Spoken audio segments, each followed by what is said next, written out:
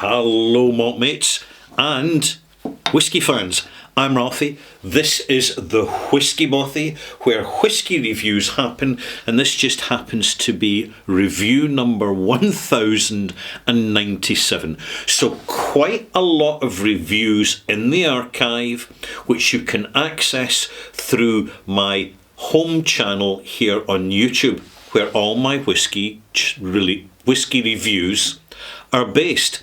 And in this review, very much a fan favourite, I'm going to review Ardnamurchan Non-Age Statement Madeira Cask Matured Single Malt Whisky, and it's bottled at 52% and it's quite delicious.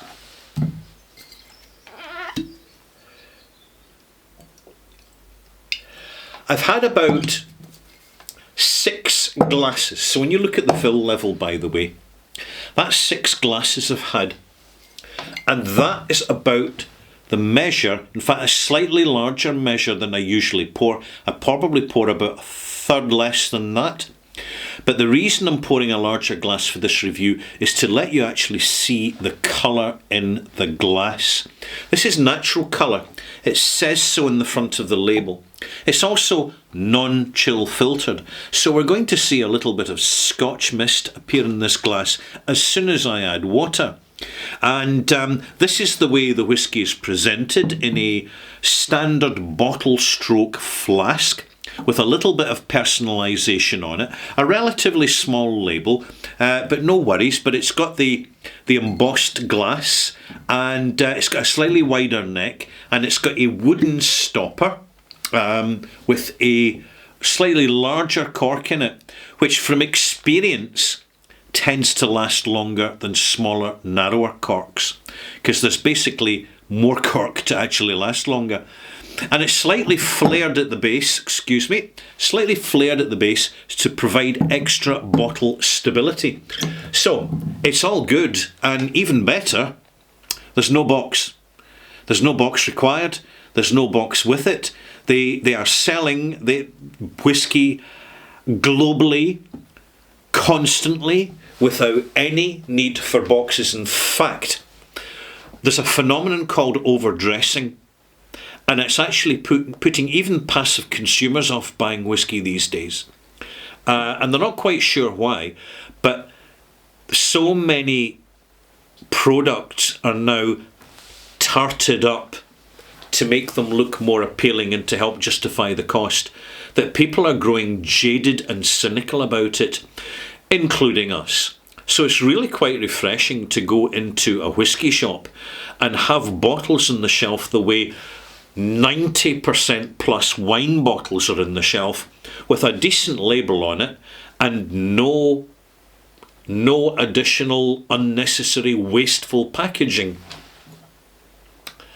So let's have a wee. I notice it's gone slightly, it's slightly cool at the moment. You can probably see the haze in the side of the glass there, in the general humidity. It's getting quite humid on the Isle of Man at the moment, in the middle of the Irish Sea, as we move from late summer into early autumn. And it's quite mild and warm for this time of year, but there's a number of reasons for that. I won't bore you with my opinion on that subject. Let me bore you with my opinion on this whisky. Fairly new distillery. If you want to know more, they've got the QR code on the back, and increasingly more and more independent bottlers and smaller distilleries and some bigger distilleries are including these QR codes. And that takes you to official websites, official narrative on hopefully personalised about this whisky itself, but sometimes not. It depends the luck of the draw. What are we getting in the nose here? We're getting a rich, slightly syrupy, full, sherry-like intensity of nose. It's not sherry, it's Madeira. I'm immediately noticing that this is a proper fresh Madeira cask, not a cask that's perhaps been dried out or knocked down and reassembled in a cooperage and then reconditioned with some Madeira. This is a proper fresh whole Madeira casks. And these are quite expensive. The last time I bought one, £700. You're probably about £800-900 now. So they're going to add, these good quality casks are going to add a little bit to the cost of our whisky, but that's absolutely fine, because in our experience, it is a premium worth paying.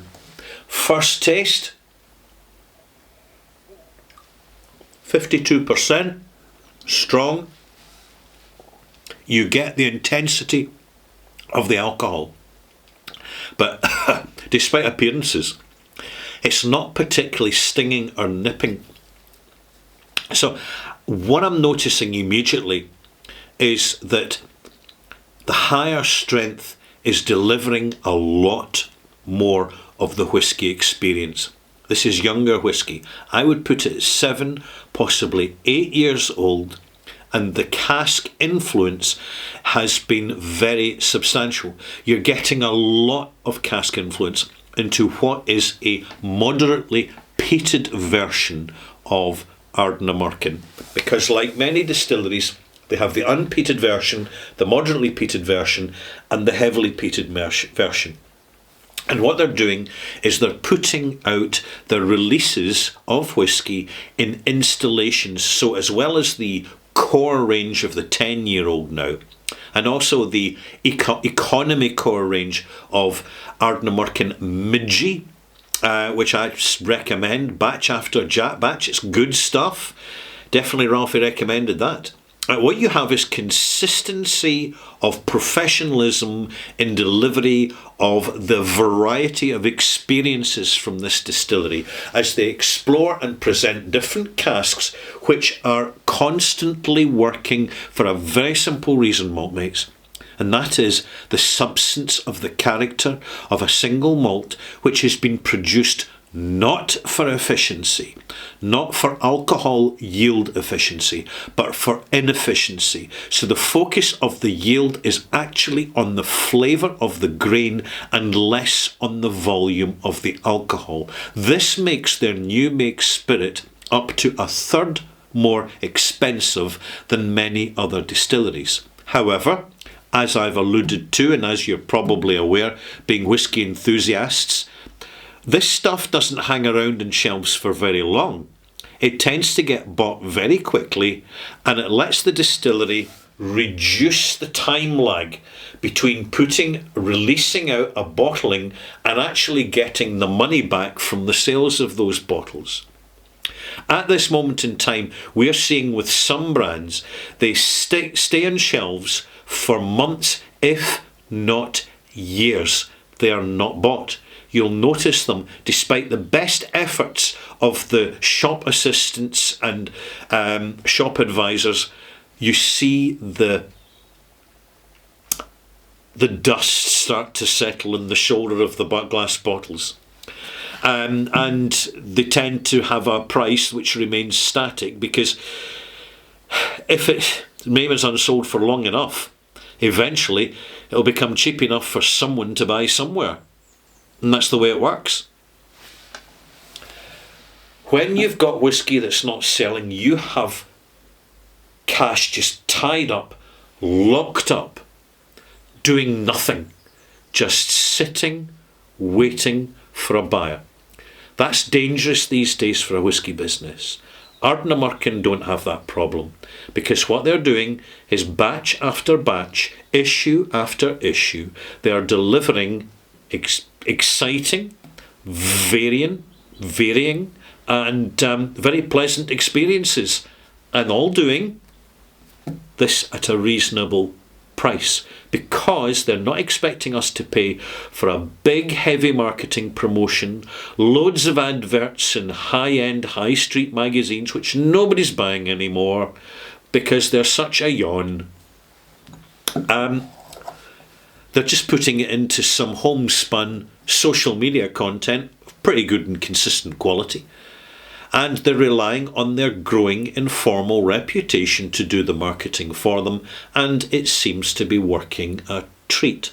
Now, I've sat this in the glass for a bit now. The glass is kind of thawed slightly. The mist is off the side of the glass.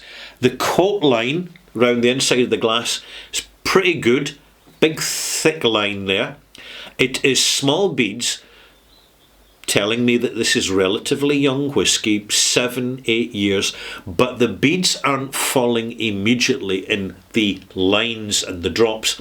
They're holding on to the side of the glass and they're continuing to hold there. Certainly legs are appearing. They are larger legs than you would expect in the inside of the glass compared to the beads, which is a sign of the fullness of engagement of active cask maturation. Let's add some water to this, because this is where the real excitement happens. Of course, I'm not using a dropper, I'm using a spoon, and I had a question actually. Where's my dropper? Here it is. Here's my little plastic dropper that I could use instead of a spoon, but I don't. And I'll tell you why. See, with droppers, they're great if you need a single drop of whisky. Little drop, there we go, a few drops onto the barrel there. But when you give it a scoosh, it's harder to measure the volume of water. You know what scoosh means, by the way? It means a kind of generous squirt. It basically starts to get a bit pernickety, a little bit awkward, a little bit inconsistent. See, with a soda spoon, you've got such an accurate, consistent measuring device because it's acting like a ladle. I was discussing this actually just recently in my Bothy live stream. 2 hours of Bothy of me live answering questions from Patreon subscribers on my Patreon channel, and this cropped up. Ralphie, why do you use a spoon? Because it delivers exactly the same amount of water every single time I use it, and it's very easy to control the measurement. There you have it. So in this instance, strong whisky, plenty of body to it, 2 glasses of water. Sorry, 2 ladles of water. The symmetry, very thread-like. When a whisky's been chill filtered, the symmetry of the threads that you see rippling inside the whisky once you've added a spoon of water, they tend to dissipate very quickly because the whisky is more solventy and it's got less substance of protein, long chain amino acid and barley oils and cask wood oils actually suspending the alcohol. So it's just a thinner spirit. So when you get sustained thread-like weaves in your whisky once you've added water, it's an endorsement of the actual quality of the production of the whisky. It's a clue. It's a little handy hint. So what have we got in the nose now? That's 10 millilitres of water. I'm a generous water adder. It's just what works for me because it gives me access to the flavour sooner rather than later. Aromatic. Baked peaches. Raisins. Lots of raisins. But not sherry raisins. Tannic. Herbaceous.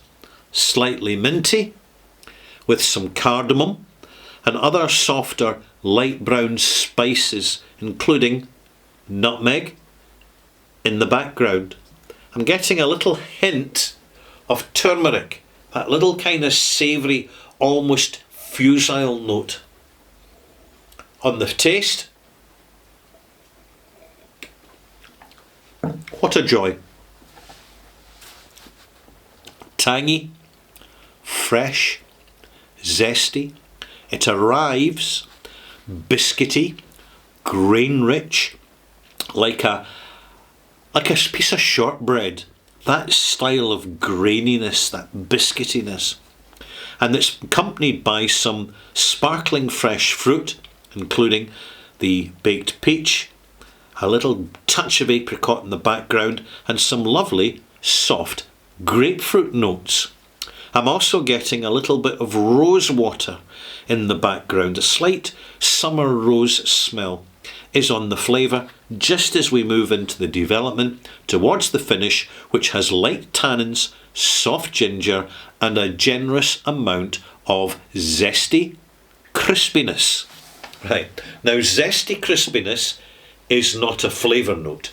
It's a sensation which is part of the experience, because when we have naturally made, slow distilled, properly made Scotch whisky, particularly in the single malts, it's not just the superficial flavours of the signature we're looking for. We're looking for these flavours to be accompanied by heightened sensations of sweet, sour, salt, savoury and bitter.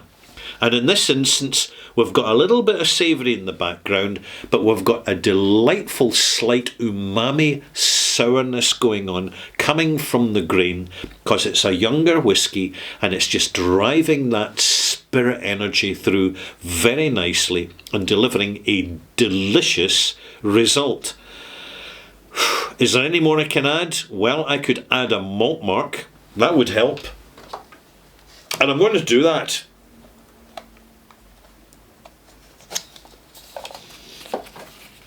One of the reasons Ardnamurchan is gaining a lot of traction in the whisky enthusiast forums and in conversations is that because before they even started this distillery, they did their homework and they really checked things out first to make sure that their brand worked. And one of the core, pivotal, central components of making it work is the fact that they're actually producing fully flavoured, complex, traditional single malt whisky. And I cannot emphasise enough that this is something every single distillery needs to be focused on. It's not the peripheral, it's not the passion projects, it's no longer about the narrative about how you had this dream and they stood in a field and the malt angel appeared and told them, build your distillery here and pour your heart and soul into it and all the rest of it. There was a time in the past when these narratives had some currency, and it really, really worked for Bruichladdich back in the early 2000s. But do you know what? The world's moved on. And you and I have moved on as whisky customers. We're just no longer tuned into narrative the way we used to be. Because the first and foremost narrative that we are invested in and takes priority above all others is the actual calibre of smell and taste. Now, for a passive consumer, they probably wouldn't like this. They'd go, ooh, ooh, ooh, right? Because as passive consumers, the product doesn't matter anymore. It's just the consumption of the brand that matters. And therefore, genuine flavour can get in the way of that. But Ardnamurchan are aware that their bread and butter customers may be consumers in a general sense, but are not branded by some marketing department as the consumers, to be spoon-fed, sanitised, overly processed and increasingly engineered. I should be saying dumbed down, but we're seeing that now. We're now in the age where there's dumbed down whisky and there's whisky which is made up to what it should be. Ardnamurchan is one of those brands that makes whisky as it should be, and there is no reason for Ardnamurchan to go chasing left, right and centre for a whole load of sales it can't achieve, for the simple fact that the value for money at the price is exemplary. And furthermore, when people like you and I have a good experience with the whisky, we're more inclined to go back sooner rather than later and buy either the same bottle again or something similar from the same producer. It's called brand loyalty. 84 out of 100. That's a generous mark for a relatively young whisky. But I'm marking this up because it's proper presentation and the quality of that Madeira cask is second to none. See you soon for review 1097 extras, in which I'll be talking a little bit more about the way things are going to go over the next 5 years. See you then.